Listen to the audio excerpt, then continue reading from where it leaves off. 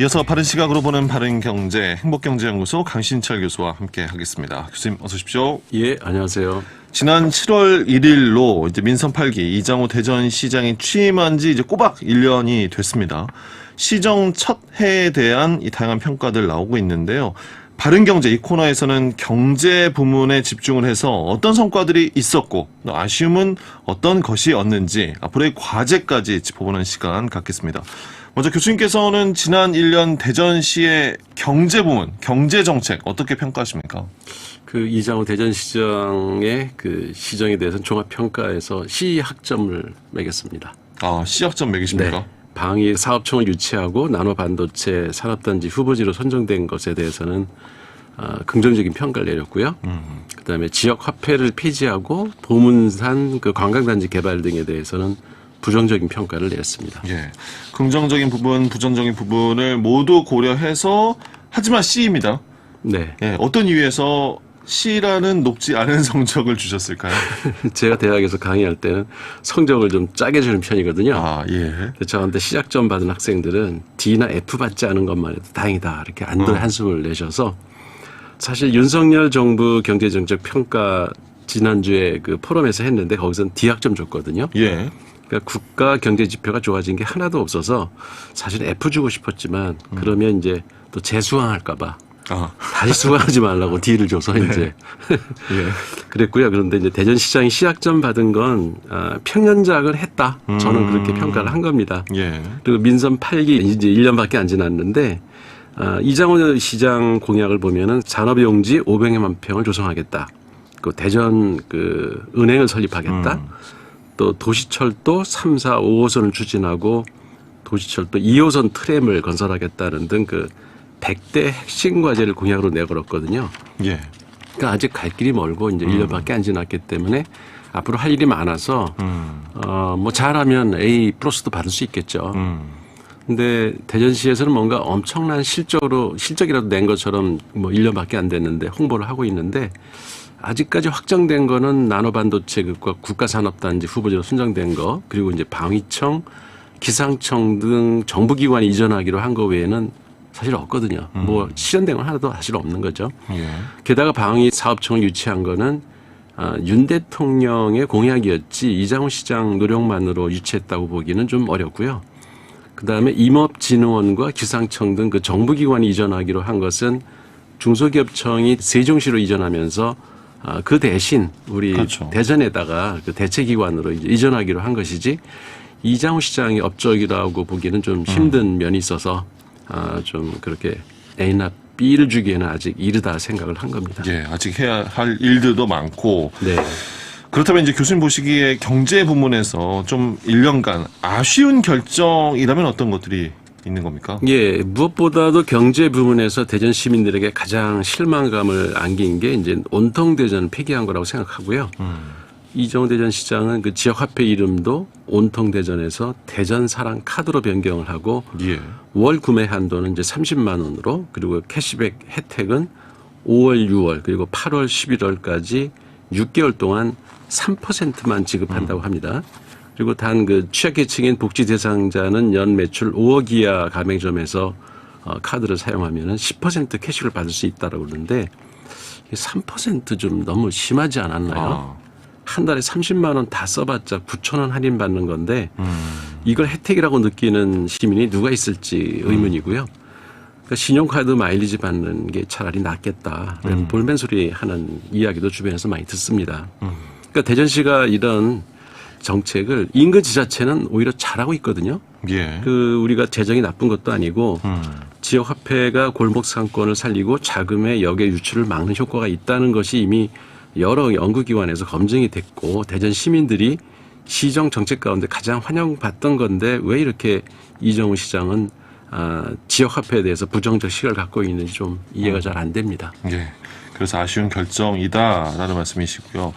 이장우 대전시장이 추진하고 있는 사업 가운데 여전히 논란이 이어지고 있고 또 해결할 문제들이 산적한 사안들 역시 또 많지 않습니까? 그렇죠. 그중에 이제 가장 대표적인 것이 보문산 개발 사업과 도시철도 2호선 트램 건설 사업인데요.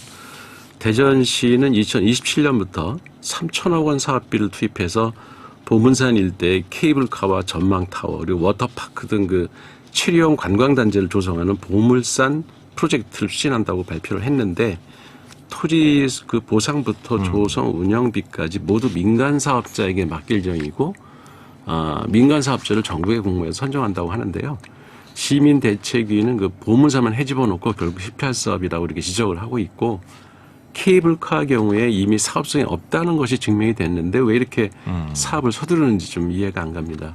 게다가 전국적으로 경제 불황이 계속되고 있고 그 강원도 그 김진태 지사가 프로젝트 파이낸싱을 통한 자금 조달도 상당히 어렵게 만들어 놨잖아요. 그러니까 이런 상황에서 과연 이장우 시장이 임기 내에 이게 시작을 과연 할 수 있을지 의문이고요. 상황이 참 어렵다라는 말씀이시군요. 그리고 보문산 개발 사업은 좀 더 시간 두고 사업성이나 타당성을 면밀히 검토하고 해도 늦지 않은 급한 사업은 아니다 이런 생각이 들었고요.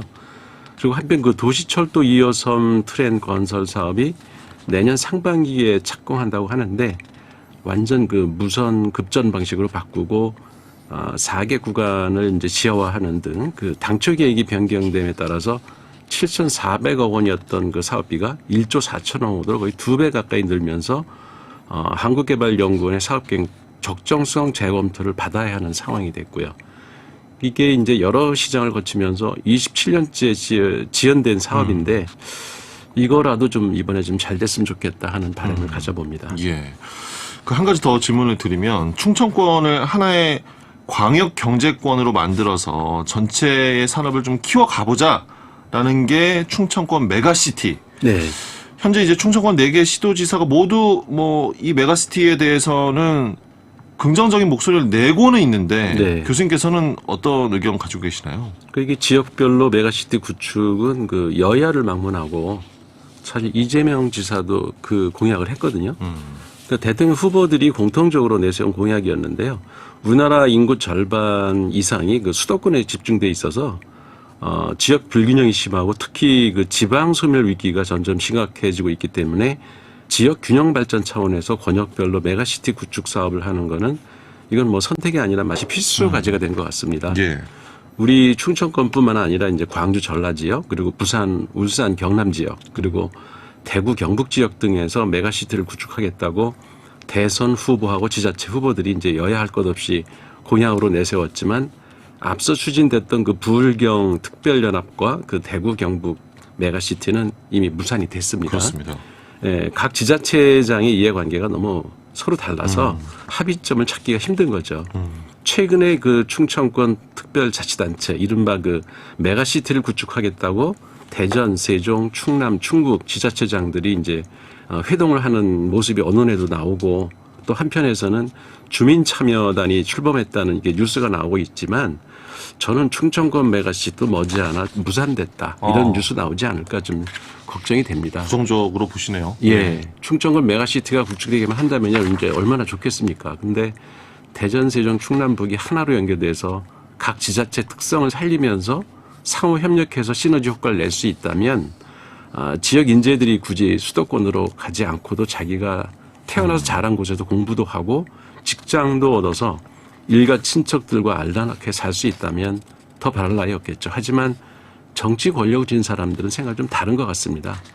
자기들의 그 치적의 눈이 어두워서 결코 상생 협력을 하기보다는 각자 도생하는 게 아닌가 이런 생각이 들고요. 예. 그 요즘에 이제 KTX 세종역 신설 문제를 둘러싸고 그 충북과 세종시가 그 기싸움 하는 거 그 우리 보고 있잖아요. 예.